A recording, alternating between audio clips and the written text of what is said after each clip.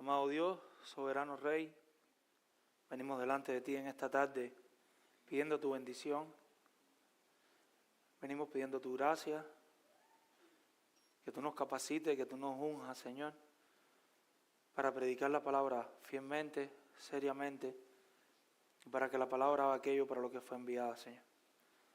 Padre, Señor, exáltate a través de tu palabra y llena nuestras mentes y nuestros corazones de ti, Señor. Ayúdanos, Dios. Ayúdanos a conocerte un poquito más en esta tarde, Señor. Ayúdanos a entenderte un poquito más en esta tarde y que eso nos lleve a vivir más para ti y más para tu gloria, Dios.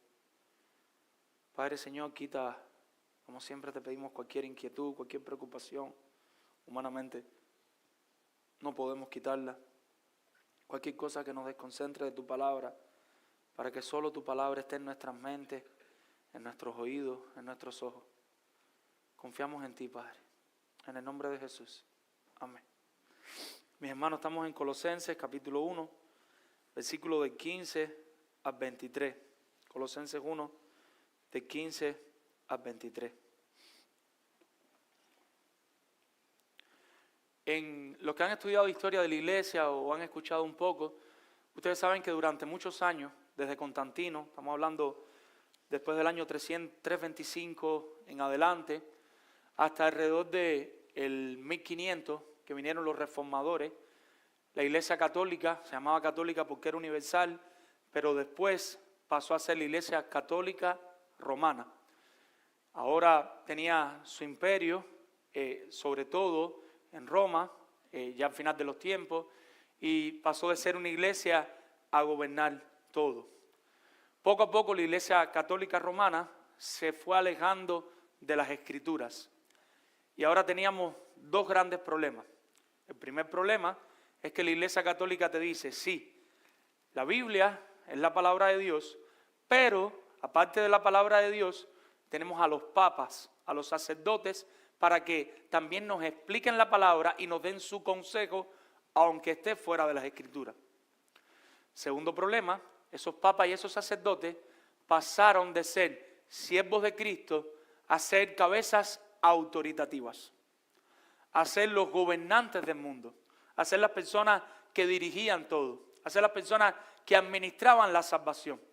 Ustedes quieren ser salvos, pues hagan tal cosa, hagan este sacrificio.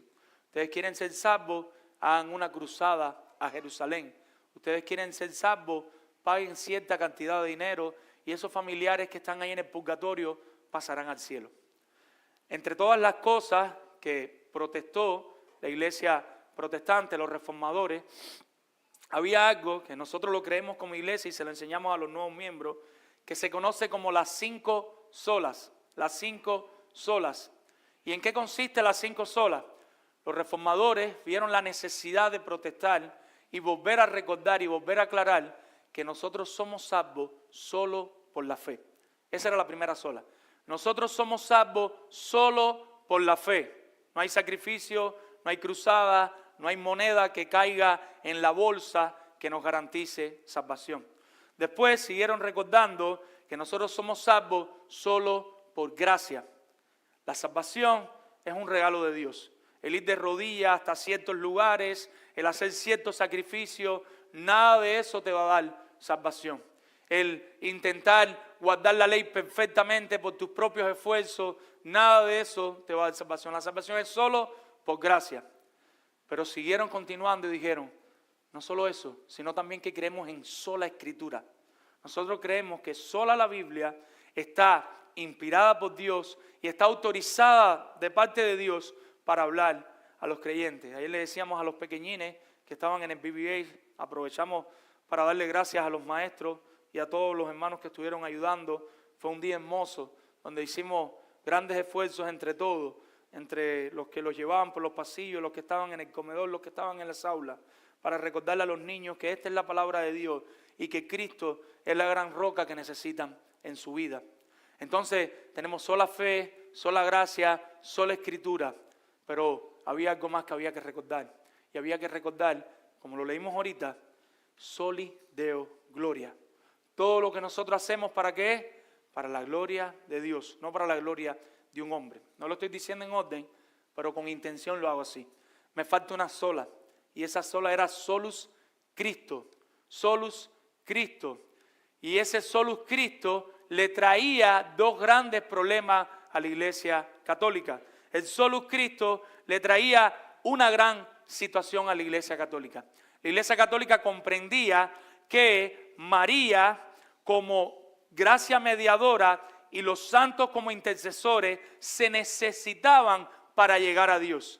Entonces ahora tú tienes a Dios, tienes a las criaturas, y en el medio está la Virgen María y están los santos que sirven de mediadores entre nosotros y Dios.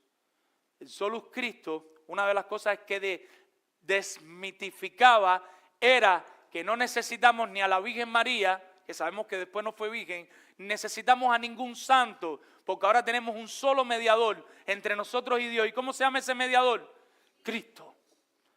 Cristo, el único mediador suficiente para ir de rodillas delante del Señor y que las puertas del cielo se abran y que Dios escuche cada uno de nuestros clamores, cada una de nuestras súplicas, cada uno de nuestros ruegos.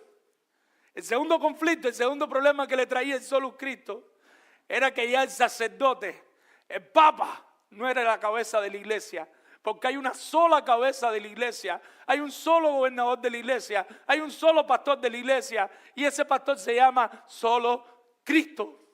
Cristo es el gran pastor de las ovejas. Cristo es el único pastor verdadero. Cristo es el único pastor sin pecado. No necesitamos cura, no necesitamos sacerdotes, no necesitamos monjes. Por lo tanto, la intercesión de cualquier otro vivo o muerto es innecesaria en términos de justificación. Solo Cristo nos puede justificar. Mis hermanos, esa es una de las creencias esenciales de Palabra de Vida. Nosotros creemos estos 5 puntos. Si usted quiere ser miembro de Palabra de Vida, tiene que saber que nosotros creemos esto. Si usted no cree esto, podemos enseñarle, podemos explicarle, pero esto es parte del ADN de Palabra de Vida. Nuestro pequeño título de la predicación de hoy es en forma de interrogación. Mi pregunta quiero que te la tomes bien serio. Y a medida que lo explico, espero que te lo tomes más serio. Y yo te quiero preguntar, no desde un punto de vista romántico, no desde el punto de vista de Hollywood, sino desde el punto de vista del conocimiento, de la persona que ha pasado tiempo con la Escritura, de la persona que ya ha estado caminando con el Señor, o del que empezó ayer, pero tiene interés por aprender. Yo te quiero preguntar, ¿cuán importante es Cristo para ti? ¿Cuán importante es Cristo para ti? ¿Qué valor le das a Cristo en tu mente y en tu vida? Si te pregunto desde el punto de vista de Hollywood, todo el mundo me va a decir mucho, yo amo mucho a Cristo, yo quiero mucho a Cristo. La pregunta es, ¿conoces a Cristo? ¿Cómo vas a amar a alguien que no conoce? Y ese es el problema con la iglesia moderna. La iglesia moderna se emociona, llora, levantan las manos. No tengo problema, ustedes me ven llorando, yo no tengo problema en llorar, en emocionarme, levantar las manos. Mi problema está cuando la gente levanta las manos, llora y se emociona, pero no saben por qué se están emocionando. Se emociona porque apagaron las luces. Se emociona porque la guitarra, los que son músicos saben que se puede usar la guitarra, el piano, y la gente entra en un estado chucu chucu chaca chaca y se empiezan a emocionar, pero no conocen a Dios. Si no conoces a Dios, ¿de qué te estás emocionando? Tú te emocionas porque Cristo murió por ti, porque la justificación es solo por Cristo. Tú te emocionas cuando estábamos cantando esa canción que decía que Él me sostendrá. Y tú empiezas a entender teológicamente que solo por Cristo, a pesar de lo débil que tú estás ahora mismo ahí sentado, a pesar de que casi titubeas, tú estás claro que un día creíste en Cristo y te arrepentiste, pero hoy tus pies tiemblan, tus pies están temblando porque tú dices, estoy perdiendo mi fe.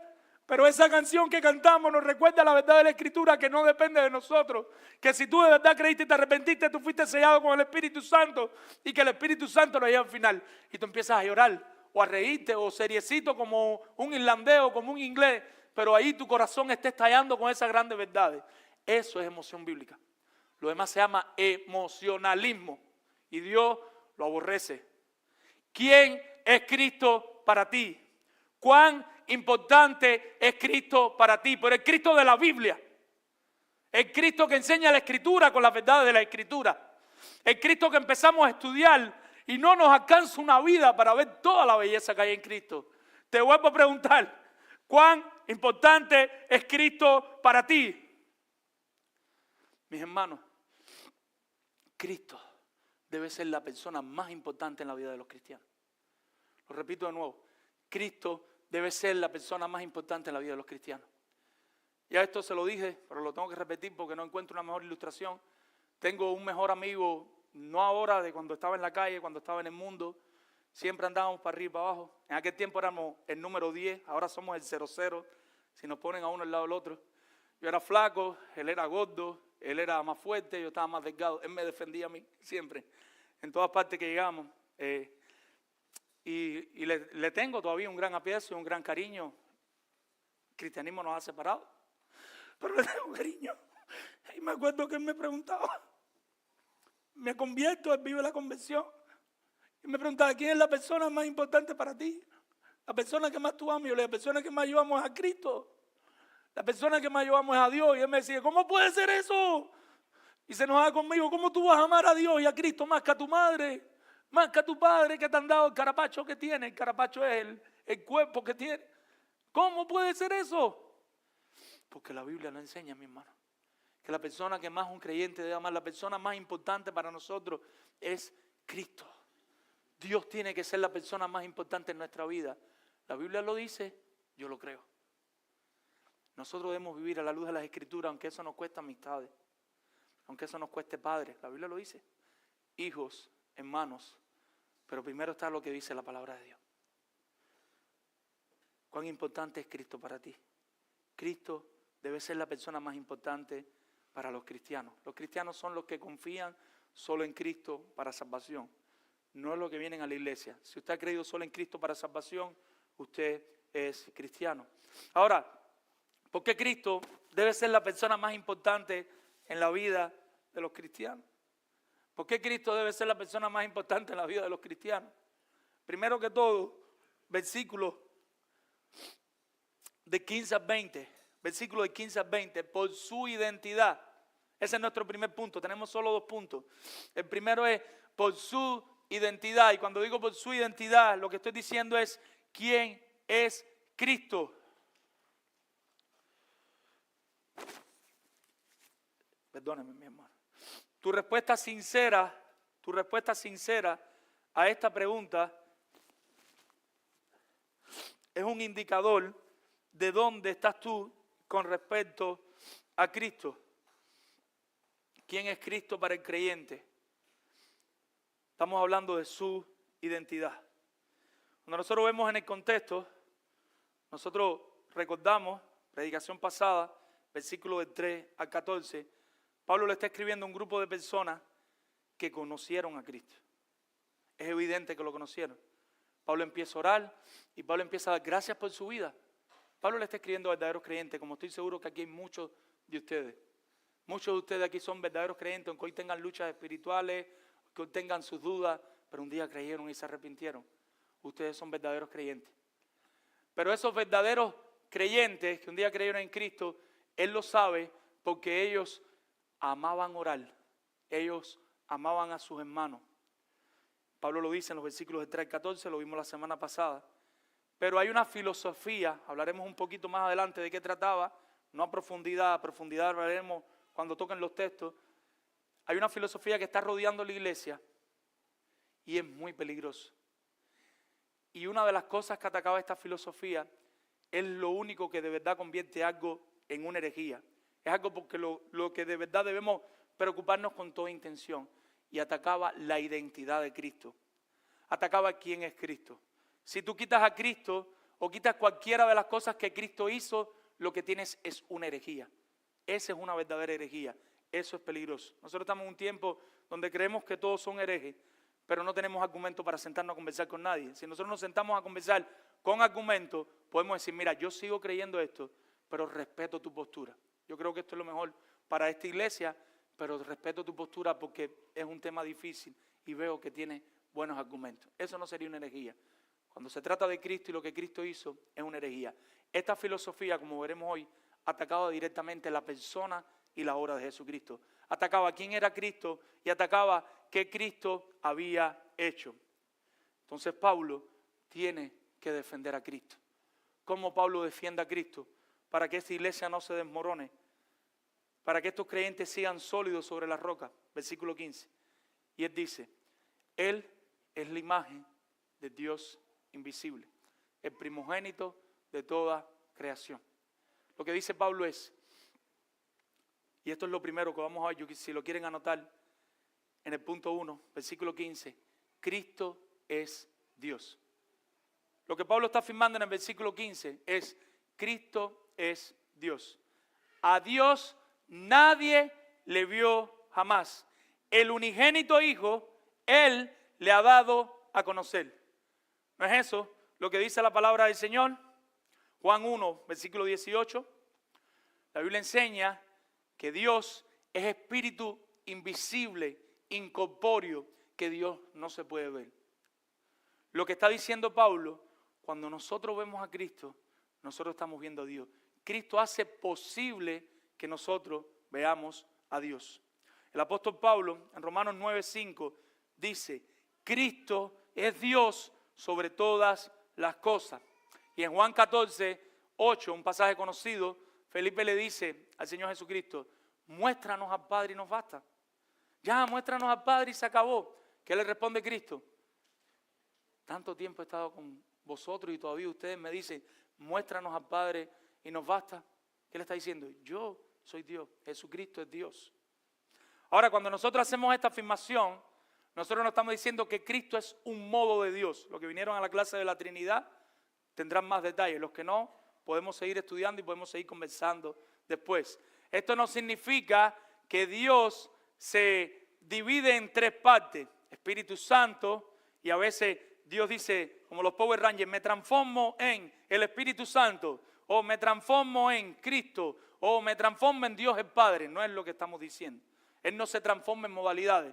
Tampoco quiere decir que las sumatorias de todas las partes forman a Dios. O sea, tú sumas al Espíritu Santo, más Dios, más el Padre, y los tres te dan igual a Dios. Tampoco estamos diciendo eso. Tampoco afirmamos que Cristo sea un ángel, como afirman de alguna manera los mormones, cuando dicen que atrás en la antigüedad Cristo era el arcángel Miguel. Es una herejía.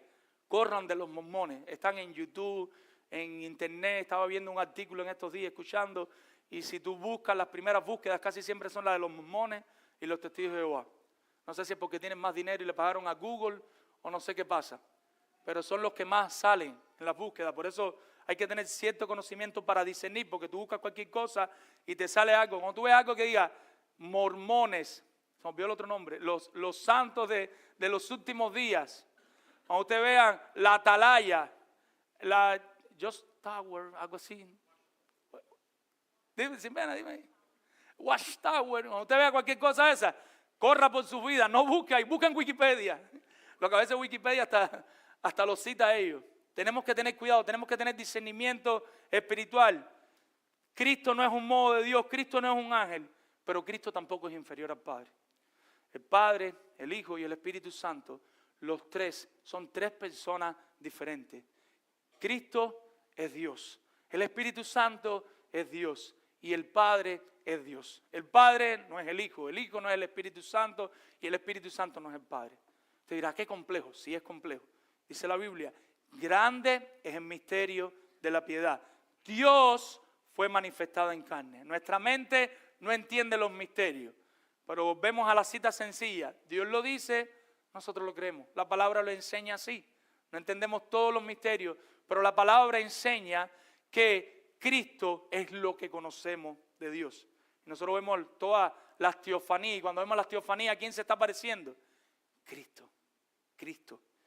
Y Cristo, de alguna manera sobrenatural, dirigido por el Espíritu Santo, nace del vientre de María. Dios el Padre y María, y Cristo nace. Por eso Pablo puede decir con toda certeza, Él y solo Él es la imagen de Dios invisible. Pero no solo eso, dice después, el primogénito de toda creación. Y cuando habla de primogénito aquí no está hablando de primero creado, sino que el término protótocos aquí significa primicia. En el Antiguo Testamento los primeros que nacían eran los que se quedaban con toda la excelencia. Es lo que está diciendo aquí en la palabra primogénito, es destacando la excelencia de todo lo que existe en el mundo. No hay nada tan excelente como Cristo de todas las cosas que se han creado en el mundo. Pablo está atribuyendo supremacía, honor y dignidad a Cristo. Porque si los colosenses no entendían esto, no entenderían la fuente, la raíz de su autoridad. Si ellos no entienden quién es Cristo, no van a entender la autoridad que viene de Cristo. Por lo tanto, lo primero que Pablo afirma en este poema, porque esto es un poema, desde el versículo 15 hasta el versículo 20, estamos hablando de una poesía que Pablo introduce dentro de una carta. Esto es un himno, esto es una canción, lo que viene en esta porción de 15 al 20. Y en esta primera parte él está afirmando, primero que todo lo vimos, por su identidad. Estamos viendo la identidad de Cristo y Pablo dice, Cristo es Dios mismo. Cristo es Dios. Capítulo 2, versículo 9. ¿Qué dice? Y aquí se acaba la discusión. Porque en Él, ¿de quién está hablando? De Cristo. Hay que hacerle preguntas a la Biblia. Habita corporalmente toda la plenitud de la deidad. Cristo es completamente Dios. No hay una sola parte de Cristo que no sea Dios. Cristo es Dios. Lo segundo, no solo Cristo es Dios. Cristo es Señor de todo. Cristo es Señor de todo. ¿Qué más me revela de la identidad de Cristo? Bueno, de la identidad de Cristo puedo decir, Cristo es Dios. ¿Qué más puedo ver de la identidad de Cristo?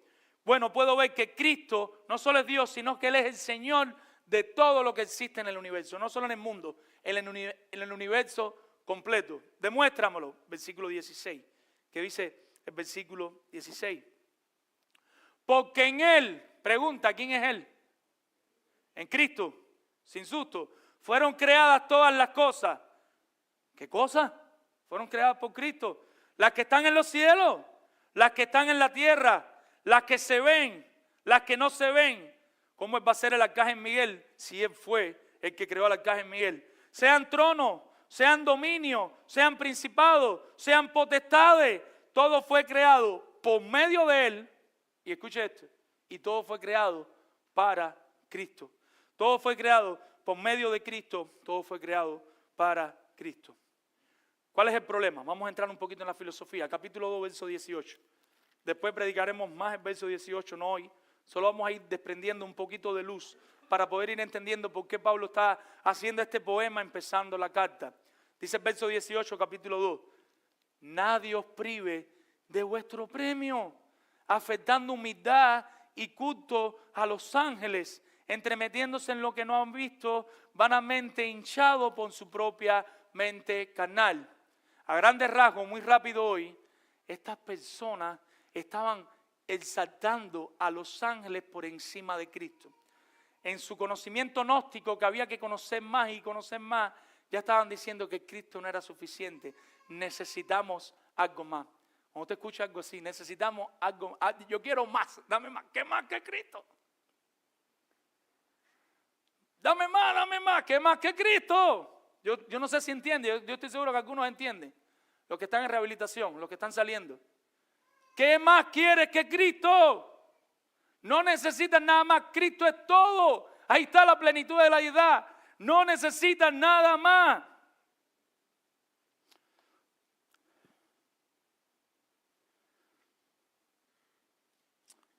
Lo más peligroso que quizás pudieran llegar a pensar era que mismo Cristo era un ángel. Pablo responde, Cristo, el siglo XVI, Él es el agente y Él es el objetivo de la creación. Lo que Pablo está diciendo en su lenguaje teológico es, Cristo fue quien creó todo, pero todo fue creado para Cristo. Todo lo que existe ha sido creado para Cristo. ¿Cómo es eso posible? La tercera verdad de la identidad de Cristo, porque Él es eterno. Él es eterno. Versículos 17 y 18. Versículo 17. Él es eterno. Y Él es, ¿desde cuándo existe Cristo? Antes de todas las cosas. Y todas las cosas en Él subsisten. A diferencia de los ángeles que en algún momento fueron creados, Cristo existe desde la eternidad. Ahora, nosotros tenemos algo que lo hemos explicado en otras ocasiones y que lo mal utilizan para crear confusión. Y voy a hablar de otro misterio para que quede claro, y es cómo Cristo fue engendrado, no creado.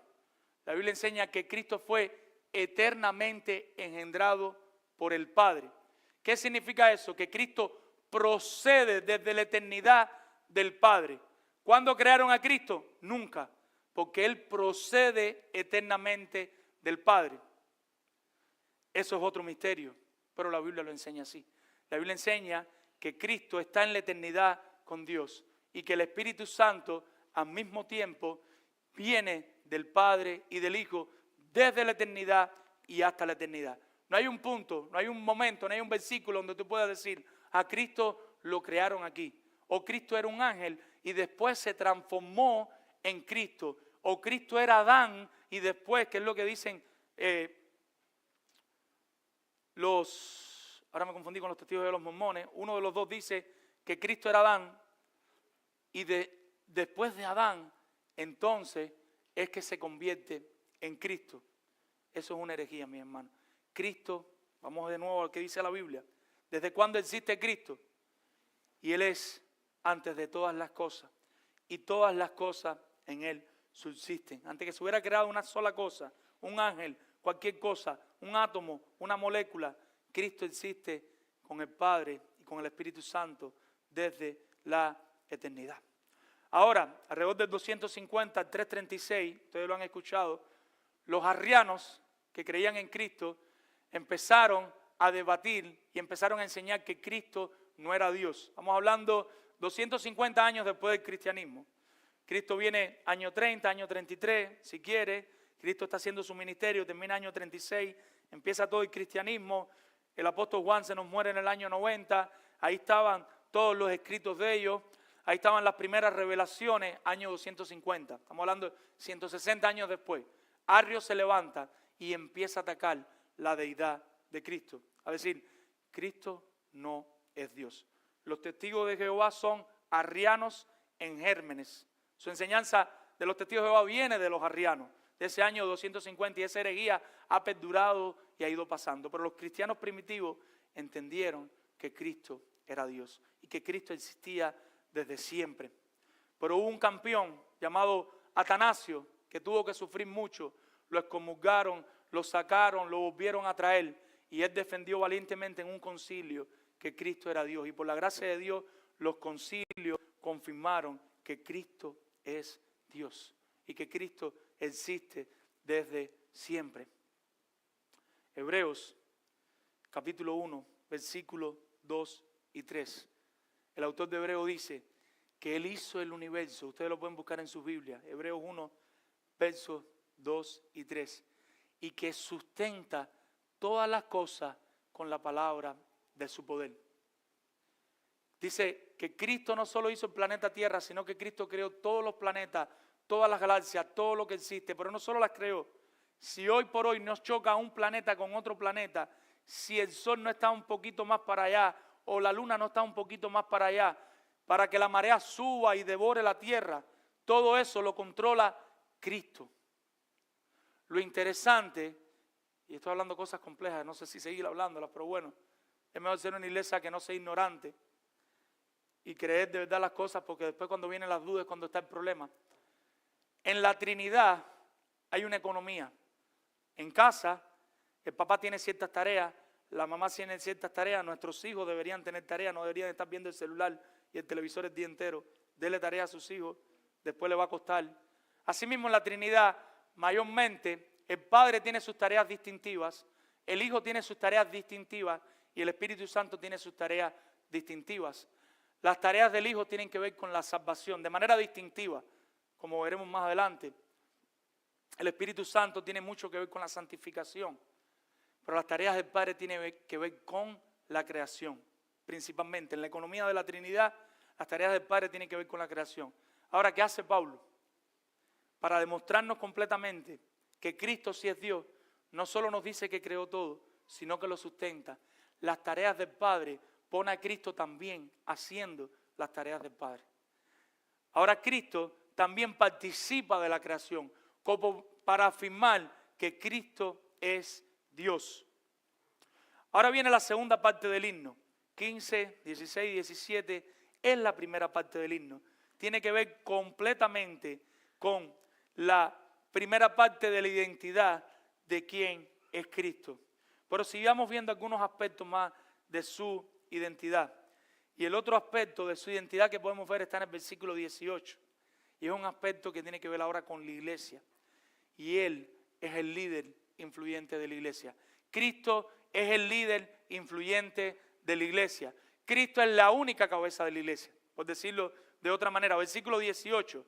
¿Qué es lo que dice el versículo 18? Y Él es la cabeza del cuerpo que es la iglesia. Cristo no solo tiene toda la autoridad del mundo creado, sino que Cristo tiene toda la autoridad en la iglesia. Y ahora trae la imagen, una imagen conocida por nosotros, un cuerpo. ¿Y quién es la cabeza de este cuerpo? Cristo. Esta iglesia es un cuerpo. Tenemos diferentes dones, diferentes funciones, pero somos un cuerpo. ¿Quién es la cabeza de esta iglesia y de todas las iglesias cristianas del mundo?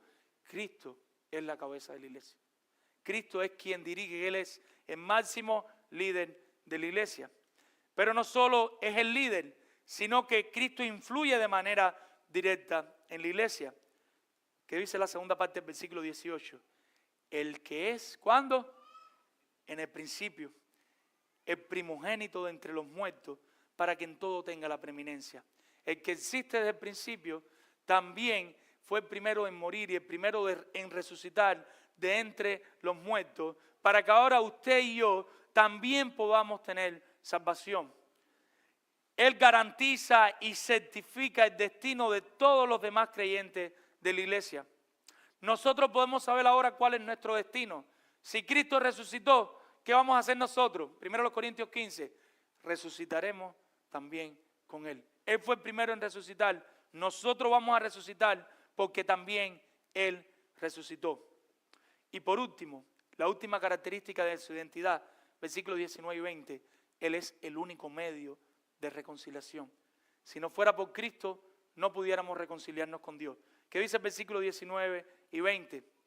Por cuanto agradó al Padre, que en Él habitase toda plenitud. Y por medio de Él, reconciliar consigo todas las cosas, las que están en la tierra, las que están en los cielos, haciendo la paz mediante la sangre de la cruz. Si no fuera por Cristo, nosotros no pudiéramos gozar de paz para con Dios. Todos nosotros le hemos fallado a Dios, lo hemos dicho en otras ocasiones. Todos nosotros estamos destituidos de la gloria de Dios. Ninguno de nosotros tiene manera de ser salvo. Si Cristo no viene y nace de María y vive una vida perfecta y sin pecado y muere en la cruz por nuestros pecados, derramando su cuerpo y su sangre y resucita el tercer día, no habría un sacrificio perfecto para ofrecer al Padre para que nosotros pudiéramos tener salvación. Tuviéramos que estar como en el Antiguo Testamento todo el tiempo ofreciendo y ofreciendo sacrificios. Pero dice el autor de los Hebreos que Cristo vino y murió una vez y para siempre. Cuando nosotros creemos en Cristo, cuando nosotros creemos que Cristo murió y resucitó, nosotros podemos reconciliarnos con Dios y podemos tener paz. De manera práctica, usted ha experimentado esa paz. Antes de ser creyente, nosotros vivíamos en un eterno tormento, la mayoría de nosotros. Pero cuando nosotros conocemos a Cristo y el Espíritu Santo viene a nuestras vidas, a pesar de tener grandes problemas que van a venir, problemas de enfermedad, problemas de dinero, problemas de matrimonio, con hijos, de diferentes situaciones, hay un momento que por su pura gracia, Él hace posible esa paz que solo los creyentes pueden disfrutar. Y la podemos disfrutar solo por Cristo. La muerte en la cruz fue suficiente para establecer una comunicación favorable a través de Cristo con Dios y los seres humanos. Todo ser humano que responde en arrepentimiento y fe al mensaje de la cruz tiene el camino abierto para restablecer su relación con Dios como antes del pecado de nuestros padres, antes de Adán y Eva. Segunda de los Corintios, capítulo 5, verso 19. ¿Qué dice? Segunda de los Corintios, capítulo 5, verso 19. Dice la palabra del Señor, que Dios estaba en Cristo reconciliando consigo al mundo, no tomándole en cuenta a los hombres sus pecados, y nos encargó a nosotros la palabra de reconciliación. ¿Qué quiere decir eso? Que Cristo no solo es nuestro reconciliador, sino que ahora Cristo y Dios nos encargan a nosotros, Dios el Padre y Cristo nos encargan, que ahora nosotros también tenemos que llevar el mensaje de la cruz para que otros puedan tener salvación y puedan reconciliarse con Dios. Y en muchas ocasiones nosotros somos salvos, pero nos olvidamos de los demás. Ya nosotros disfrutamos de la salvación, ya nosotros disfrutamos de tener a Cristo, ya nosotros estamos seguros de que vamos a ir a la presencia del Señor por la eternidad. Pero ¿qué hay de los que nos rodean? Familiares, vecinos, amigos de trabajo. ¿No queremos que ellos también puedan ser reconciliados con el Señor? Pues el mensaje de la cruz nos manda a que tenemos que predicarle el evangelio a ellos.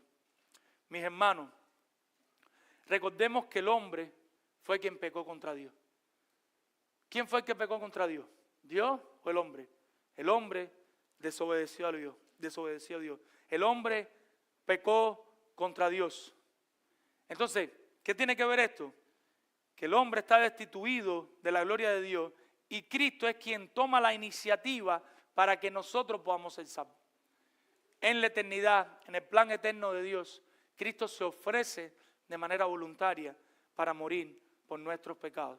Y al mismo tiempo, cuando la Trinidad se pone de acuerdo y dice, Cristo es quien va a morir, Cristo acepta morir por el pecado de la humanidad. No hay otra manera de ser perdonado. No hay nada que podamos ofrecer para restablecer esa relación con Dios. Solo Cristo puede hacer posible, solo la sangre de Cristo puede hacer posible que nuestra relación con Dios se restablezca y que nos podamos reconciliar. Vamos a verlo de otra manera. Piensa en un matrimonio que está bien bravo. Están muy molestos, no se quieren hablar el uno al otro. Ellos creen que tienen todas las razones para separarse, para divorciarse o para por lo menos alejarse.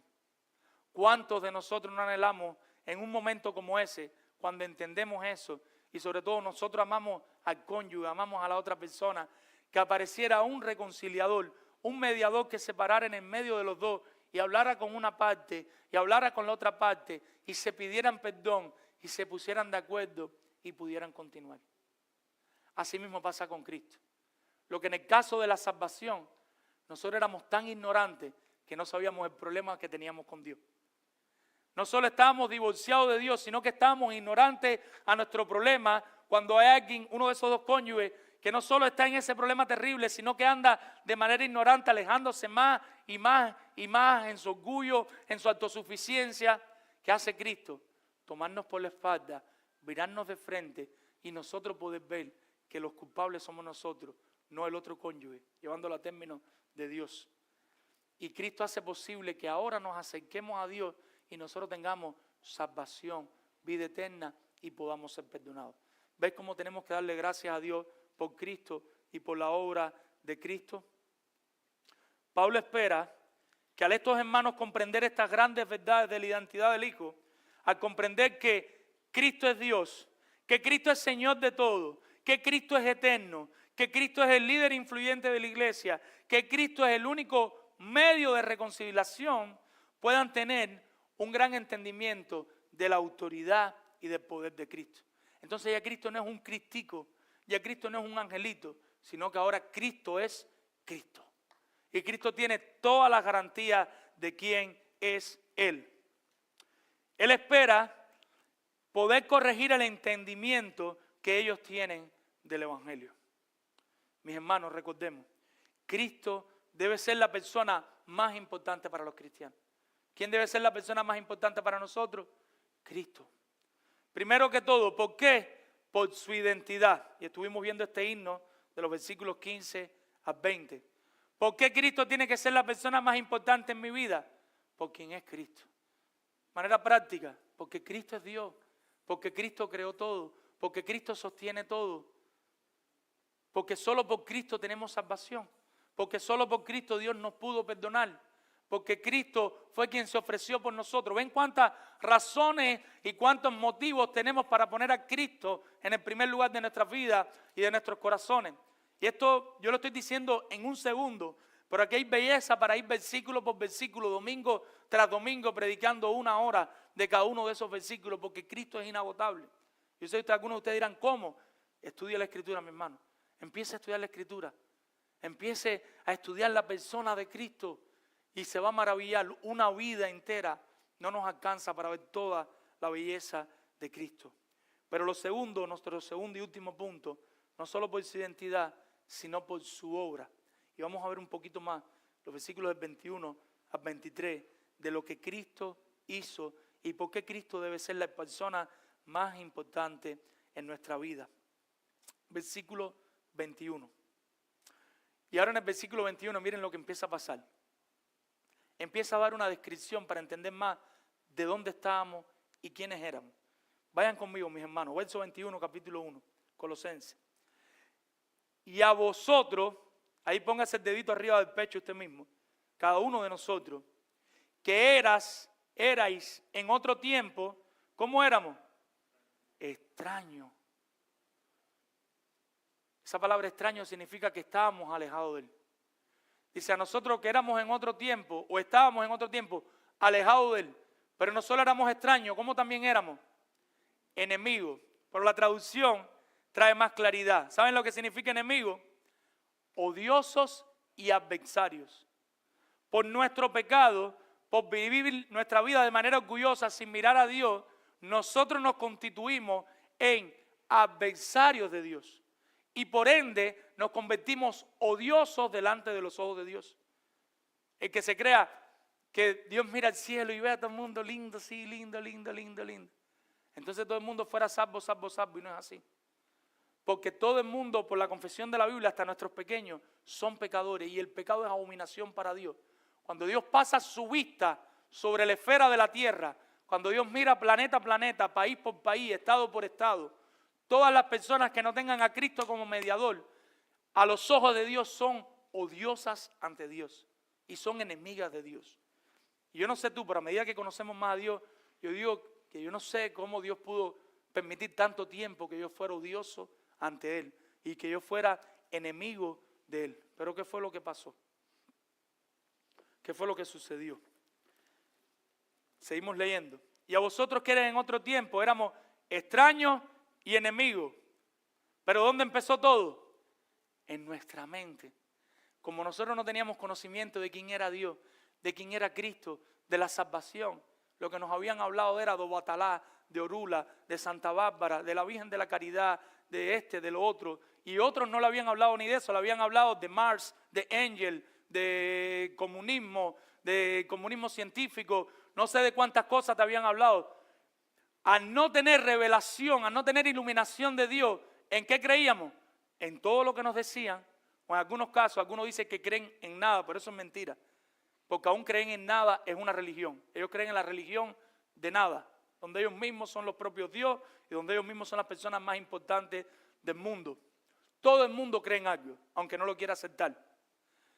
En nuestra mente, al no tener conocimiento de Dios, nosotros no pensábamos a la manera de Dios. Y como no pensábamos a la manera de Dios y no conocíamos a Dios, ¿qué dice el texto? ¿Cómo vivíamos? Haciendo malas obras. Vivíamos no lo voy a decir, como nos daba el deseo. Vivíamos nosotros, haciendo lo que queríamos cada uno. Si alguno quería dormir el domingo hasta la 1 de la tarde, ¿quién se lo impedía? Nadie. Dormir hasta la 1. Algunos dirían, ay, qué rico, arrepiéntete. Domingo es día del Señor, venga a la iglesia, ahora el Señor. Si algunos quisieran, qué sé yo, irse para la discoteca, para la fiesta, no sé cómo le dicen aquí el party, en Estados Unidos hasta las 3 de la mañana y emborracharse y acostarse con 2 mujeres o con 2 hombres, lo hacía. No le importaba, cada uno de nosotros vivíamos, ¿qué quiere el cuerpo? Comida, comida, descanso, descanso, fiesta, fiesta. Pero ¿qué pasó por la gracia del Señor? Gracias a Dios que Dios no nos deja como nosotros queremos. Pero ¿qué dice? Ahora os ha reconciliado. Ahora gracias a Cristo y a pesar de pensar así, a pesar de vivir así, Cristo hace posible la reconciliación. ¿Cómo lo hizo? Versículo 22. En su cuerpo de carne, ¿qué tuvo que hacer? Morir. Y después que murió y resucitó, ¿qué es posible? Ahora Él nos puede presentar como santo y sin mancha e irreprensible delante de Él. Por la gracia de Dios y por los méritos de Cristo, no por ti, Porque a veces hay algunos que compiten y se creen que son un poquito buenos y se creen que tienen algunas cositas buenas. Si Dios nos deja a nosotros mismos viviendo como queremos, todos terminamos en el infierno. Pero ahora Cristo hace posible que a pesar de que usted ha llevado una vida promiscua, una vida de alcohólico, de drogadicto o de santurrón, que eras casi monaguillo, que te ibas a hacer sacerdote ya, eso es pecado también, porque te creías que por tus propios medios tú eras bueno y no necesitabas ver a Cristo como de verdad era. Sea cual sea tu manera de vivir, tú eras enemigo de Dios y ahora por medio de Cristo, ahora cuando tú miras al Padre, no importa cuál haya sido tu pasado, Él no ve ni un pecado en ti. Él te ve completamente limpio. ¿Ve por qué tienes que darle gracias al Señor? Ahora os ha reconciliado en su cuerpo y ahora Él nos presenta delante de Dios santos, apartados para Él y sin ninguna mancha, sin nada que nos pueda señalar. El enemigo no puede ir y decir, porque ¿cuál es nuestra carta de defensa? ¿Que nos portamos bien? No, Cristo. Y el enemigo ahí le dice, pero mira cómo. Y cuando nos vaya a acusar, ¿quién se levanta? Cristo. Y Cristo se levanta en este caso y en este sentido como abogado defensor. ¿Qué es lo que está hablando él aquí? Él está hablando ahora de que nosotros, una vez que creemos y nos arrepentimos, de manera posicional, lo hemos dicho en otras ocasiones, ya nosotros somos santos delante de Dios. Si nosotros morimos ahora mismo, ya nosotros hemos sido justificados. Nosotros hemos sido reconciliados completamente. Cristo muere por nuestros pecados. Cuando Dios nos regenera y nosotros podemos abrir los ojos y nacer de nuevo y creer y arrepentirnos, nosotros somos adoptados como hijos de Dios. Pero no solo somos adoptados, sino que también somos hechos santos posicionalmente delante de Dios. No hay ningún cargo que se nos pueda poner encima porque la suficiencia de Cristo nos cubre de todos esos cargos. Vayamos al versículo 23, mis hermanos. ¿Qué dice el texto en el versículo 23? Si en verdad permanecéis fundados y firmes en la fe y sin moveros de la esperanza del evangelio que habéis oído, el cual se predica en toda la creación que está debajo del cielo, del cual yo, Pablo, fui hecho ministro. Y aquí viene algo interesante. Y él te dice, porque quizás algunos hasta aquí dijeron, pues ya somos santos, ya somos salvos, ya somos santos, pues vamos a hacer lo que queramos. Vivamos como queramos, hagamos lo que queremos y de todos modos Cristo murió por nosotros. Eso no es lo que enseña la Biblia. Eso no es lo que enseña este texto. Y por eso a algunos les costaba trabajo creer que el Espíritu Santo nos sellaba hasta la eternidad. Porque lo que enseña la Biblia es que la verdadera persona regenerada ahora mortifica el pecado, ahora lucha con el pecado, ahora quiere caminar para la gloria de Dios. Lo interesante, una de las tantas cosas interesantes en esta carta de Colosenses, normalmente nosotros decimos, el apóstol Pablo en los primeros capítulos escribe de manera teológica y después empieza a escribir de manera práctica. Pero cuando nosotros vamos a este texto, versículo 10, capítulo 1, él les dice, ¿y qué dice? Para que andéis como es digno del Señor. ¿Cómo? Agradándole en todo, llevando fruto en toda buena obra y creciendo en el conocimiento de Dios. Y ahora llegamos al versículo 23, ¿y qué dice? Y si en verdad permanecéis fundados y firmes en la fe y sin moveros de la esperanza del evangelio que habéis oído. ¿Cómo debe permanecer el creyente? Sólido en las verdades del Señor. Esa es la única manera de vivir para la santidad y para la gloria del Señor. Estar fijado a la palabra del Señor, pero confiando solo en Cristo, entendiendo más y más el evangelio y respondiendo más y más en arrepentimiento y fe. Ahora, cuando nosotros vamos a la época, a lo que estaba sucediendo en la cultura de la iglesia, en Colosa, en la región de Frigia, en el centro-sur de Asia Menor, en los tiempos antiguos, comenzó la adoración a la diosa Cibeles. Quizás los que han ido a Madrid o han escuchado de Madrid, saben que cuando el equipo de fútbol Real Madrid gana, van a un parque que está la diosa Cibeles y ahí celebran todos los grandes triunfos de ese gran club que se llama el Real Madrid, que sufran los del Barça. pero lo que hacen es una herejía, porque la diosa Cibeles viene desde Asia Menor, desde tiempos antiguos, y lo que se hacía era una adoración donde se sacrificaban toros para que las personas quedaran limpias. O sea, cerca de Colosa, lo que se usaba en aquel tiempo era adorar a Cibeles, y parte de la adoración a Cibeles era matar toros y echarse encima la sangre de los toros para poder estar limpio delante de sus deidades, delante de Cibeles en este caso. Pero eso no era lo único. Encima de ese culto, ahora en tiempos del Imperio Romano, las herejías se van renovando, y ahora en ese tiempo las personas empezaban a sufrir un tipo de éxtasis. Entraban en éxtasis y empezaban a tener unos arrebatos proféticos y unas danzas inspiradas. O sea, ahora no solo están embarrados de sangre de toro, sino que ahora están temblando y están danzando y dando vueltas en medio del culto de la oración a la diosa Cibeles. La iglesia de Colosa se había contaminado con varias corrientes. Por una parte, la tradición judía, como él dice más adelante, con las regulaciones de los alimentos y las observancias de ciertas fechas. Y por otra parte, teníamos todos estos problemas de la filosofía de la religión. Cuando tú no conoces estas cosas, tú no te preocupas. Pero cuando Pablo la conoce y es una persona dirigida por el Espíritu Santo, ¿cómo usted cree que estaba la mente de Pablo al enterarse de lo que estaba pasando en Colosas?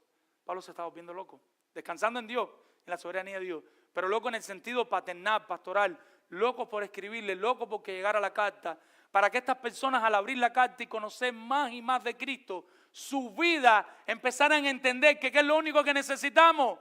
A Cristo. ¿Qué es lo único que necesitamos? A Cristo. No necesitas éxtasis, mi hermano. No necesitas bembé. Los que venimos en bembé sabemos que no hay una diferencia entre una danza waka waka y un bembé. Y si usted busca un baile tradicional de la India, va a darse cuenta que es lo mismo, la misma herejía. Y si va a la diosa Cibeles, se va a dar cuenta que pasaba lo mismo. Y si llega a Colosa, ahí cuando estaba sucediendo todo esto, se va a dar cuenta que es lo mismo. No necesitamos eso. Lo que necesitamos es una transformación en nuestros corazones. Que estas verdades de las Escrituras machaquen y machaquen nuestro corazón y nos lleven a vivir más y más para la gloria de Dios. Esa es la verdadera obra del Espíritu Santo. Ahora, qué interesante, miren lo que hace Pablo. Pablo dice, Cristo es Dios. Cristo lo creó todo. Entonces pone parte del trabajo de Cristo en la obra del Padre, que mayormente tiene que ver con ¿qué? Con la creación, en la Trinidad. Ahora Pablo, ¿qué hace? ¿De quién es la obra de la santificación mayormente? Del Espíritu Santo. El Espíritu Santo es el que nos va santificando. El Paracleto vino con nosotros, está con nosotros. Pero ahora Pablo pone a Cristo también como parte de la santificación. Lo que está diciendo, Él es completamente Dios. No jueguen con Cristo. No me digan que Cristo es un ángel. No me digan que Cristo es un diosito. No me digan que Cristo es cualquier otra cosa menos que Dios mismo. Y menos que el sacrificio perfecto que hace posible que seamos salvos delante de Dios. Amado hermano, estas personas corrían el riesgo de empezar a desarrollar un apetito por algo más que Cristo. Y lo vuelvo a repetir, eso es peligroso. Cuando usted se sienta, y ya tengo a Cristo, y ¿hay algo más? ¿Quiero algo más? Ve a Colosenses, capítulo 15, y léelo hasta el versículo 23, y recuérdate que no necesitas nada más. Necesitas la obra de Dios en tu corazón. Eso es lo que necesitas. Necesitas conocer más y más de estas grandes verdades, mis hermanos. Epafras y Pablo están preocupados y Pablo tiene que escribir exaltando la identidad y la obra de Cristo. Mi hermano, ¿qué más nosotros necesitamos aparte de Cristo para estar completos en Cristo? Nada más. Nosotros no necesitamos nada más. Visita que nos acompaña. Si tú pones todas tus buenas obras y pones todo tu pecado en la otra parte, tú siempre vas a subir, porque tu pecado va a pesar más que tus buenas obras. Si lo pones en un columpio, la única manera de equilibrar eso es que Cristo se siente contigo en el columpio. Es la única manera de estar perfectamente y abiertamente delante del Señor.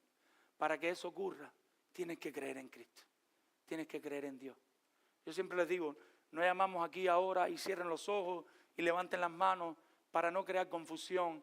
porque se puede traer confusión y la persona que lo hizo, la primera persona que lo empezó a hacer no era ni cristiano, pero no hay un domingo que no dejemos de llamar.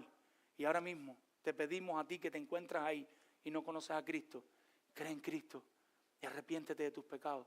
Ves delante de Dios, reconoce que eres un gran pecador, pídele a Dios que te salve. Si tú dices, yo estoy viendo pero no veo, no entiendo todo, pídele a Dios que te ayude a entender. Busca un discipulado, sigue estudiando las Escrituras, pero no sigas viviendo igual. Porque ahora tú conoces todo lo que te estoy predicando, todo lo que te estamos enseñando de parte de Dios, para que tú sigas viviendo tu vida en tu antojo. Porque si tú sigues viviendo tu vida a tu antojo, ¿sabes lo que estás diciendo? A la luz del texto que leímos ahorita, que tú no eres creyente. Tu mente no ha sido renovada.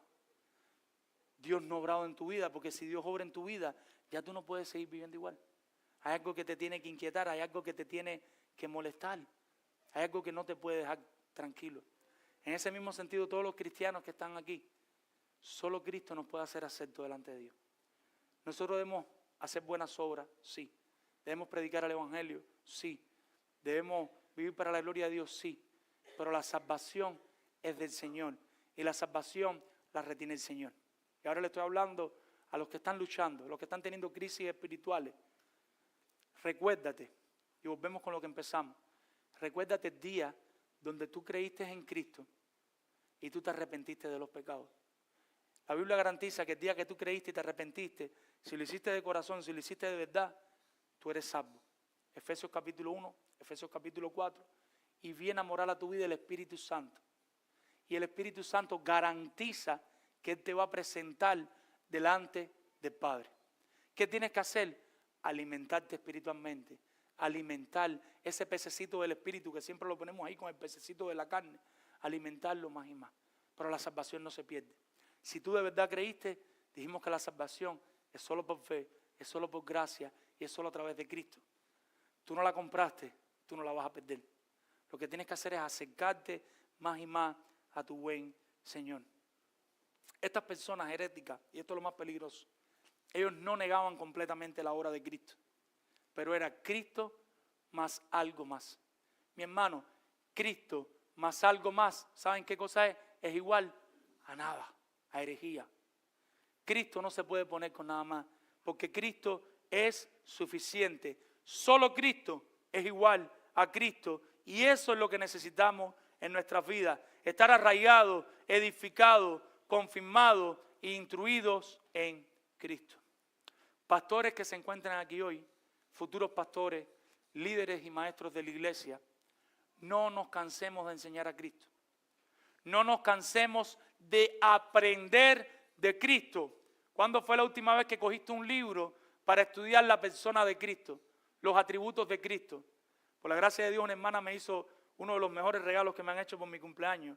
Me regaló un libro de teología de Cristo, completamente de la cristología, y le estoy eternamente agradecido por eso.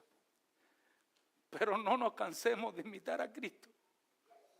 Todo el tiempo, la carta, la enseñanza de Pablo no solo es conoce a Cristo, sino sé transformado, 1:10 y 1:23. Sé transformado, mi hermano, que tu vida sea transformada y que tú vivas como Cristo. ¿Qué decía Pablo ahorita? 1 Corintios capítulo 10, último versículo. Sean imitadores de mí, pero no era para que imitaras a Pablo, ¿como qué? Como yo de Cristo. Nosotros tenemos que imitar a Cristo. ¿Qué características, qué atributos hemos visto de Cristo en la predicación hoy? Cristo es un ¿qué? Reconciliador. Nosotros debemos ser reconciliadores. Cristo es uno que garantiza la santidad. Nosotros debemos buscar la santidad en nuestros hermanos y nosotros queremos vivir en santidad delante del Señor. Mis hermanos, seamos vigilantes, seamos conocidos, que esta iglesia sea conocida por ser una iglesia cristocéntrica que aman la verdad, donde la verdad no se diluye y ninguna causa y ningún propósito la destruye. Defendamos la verdad de las Escrituras centradas en Cristo en cualquier plataforma donde cualquiera de ustedes se pare para que Dios sea glorificado. Si usted va a su país, lo dejan predicar. Si usted va a una casa culto y lo dejan orar, lo dejan enseñar, defienda a Cristo y defienda puramente la verdad. Si para cumplir la gran comisión tenemos que quitar a Cristo o tenemos que agregarle a Cristo, entendamos que ese ya no sería la gran comisión. Eso sería un gran error y no participemos de eso. La gran comisión debe estar fundada solo en Cristo. Iglesia, protejan a esta iglesia, Palabra de Vida, de pastores y miembros que quieran añadir al sacrificio de Cristo. El día que hay un candidato a pastor o un candidato a membresía que usted haya conversado con él y sea Cristo y algo más, cuando venga la votación para el pastor o cuando venga la votación para el miembro, párese y levante las dos manos y diga: protesto, no estoy de acuerdo. ¿Por qué? Porque él dice que es Cristo y algo más. Y esa persona no debe ser ni pastor ni miembro de esta iglesia. Prediquen el evangelio de Cristo y su supremacía. Amen a Cristo y expresen ese amor a Cristo como Pablo en alabanza, en adoración y en servicio. ¿Qué es lo que hace Pablo? Esas verdades de la Escritura lo llevaron a escribir un himno, a escribir una canción. ¿Se acuerda? Aquel día, hace tiempo, cuando usted estaba muy enamorado de su esposa y usted le escribía cancioncitas, que fueran un poquito cheas, un poquito feas, pero usted le escribía un poemito, una canción. ¿Por qué usted le escribía a su esposa esas cosas? Porque estaba enamorado de su esposa. Vuelva a escribir, aproveche hoy que aparézcase con algo por la noche. O si no, cuando se acueste, usted se queda ahí escribiendo algo, aunque sea en una servilleta. Para donde quiero ir, a la medida que más conozcamos a Cristo, mis hermanos, a la medida que más conozcamos la obra de Cristo, todo lo que Cristo hizo por nosotros, van a empezar a salir canciones de nosotros. Quizás sean canciones cheas, no tienen mucha rima, pero es nuestra canción para Él, es nuestro cántico nuevo para Él, y Él lo va a aceptar, Él lo va a recibir de esa manera. Vamos a orar. Padre, Señor, en esta hora te damos gracias por tu palabra, pero más que todo te damos gracias por Cristo, Señor. Padre, Señor, gracias por lo que Cristo ha hecho por nosotros, Señor. Gracias por ese Salvador tan precioso que nos has regalado, Señor. Gracias porque ahora estamos seguros y completos que a pesar de nuestra necedad, a pesar de todo lo que te fallamos, Dios, solo por los méritos de Cristo tenemos salvación y tenemos perdón de nuestros pecados, Señor. Padre, que en debilidad recordemos a Cristo, Señor. Que en sufrimiento recordemos a Cristo. Y que el entendimiento de Cristo nos ayude a ser una iglesia que vive como Cristo en la práctica, Señor. Ay, Padre, Señor, que la palabra, Señor, haga efecto, Dios. Qué cosa más terrible haber utilizado todo este tiempo y que nos vayamos para la casa igual, Señor. Que cuando vayamos ahora a pensar mal, estas verdades de Cristo retumben en nuestra mente, Señor. Que cuando vayamos a hablar feo o cuando vayamos a hacer algo terrible con nuestros familiares, con nuestros hermanos, que Cristo aparezca ahí en nuestra mente y nos ponga un stop. Ayúdanos a vivir para tu gloria, Señor. Perdona nuestros pecados. En el nombre de Jesús. Amén. Señor les bendiga, mi hermano.